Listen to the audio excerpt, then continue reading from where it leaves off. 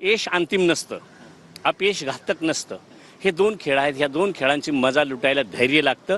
तुम्ही धैर्याने समाजासाठी लढत राहा. आपण हातात हात घालून आणि त्या ठिकाणी काम करू, कारण तुमचाही उद्देश समाजसेवा, समाजाचं हित.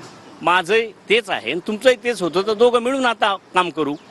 म्हणून त्यांना मी शुभेच्छा देतो. दोन शेवटचे राजकीय प्रश्न तुम्हाला विचारायचे. तुम्ही सरकारचे जबाबदार नेते आहेत म्हणून राज्यामध्ये ज्या सध्या घटना घडत आहेत, मत्स्यजोगचा विषय आहे, पाण्यामध्ये उतरून लोक आता आंदोलन करू लागलेले आहेत आणि त्या ठिकाणी आरोपींना अटक करण्याची मागणी करतायत. सरकारकडून आपण पाहतोय की कारवाईचा सपाटा लावलेला आहे. काल वाल्मिक कराड यांनी सुद्धा सरेंडर केलंय.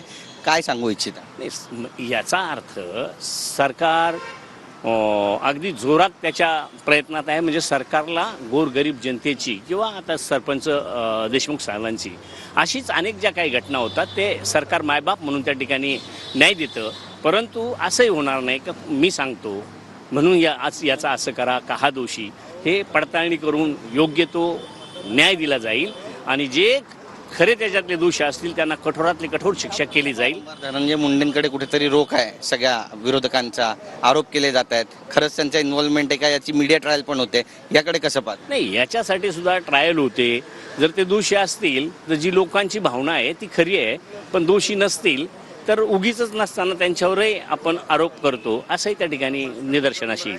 धन्यवाद आमच्याशी बातचीत केल्याबद्दल. तर आपण पाहतो या ठिकाणी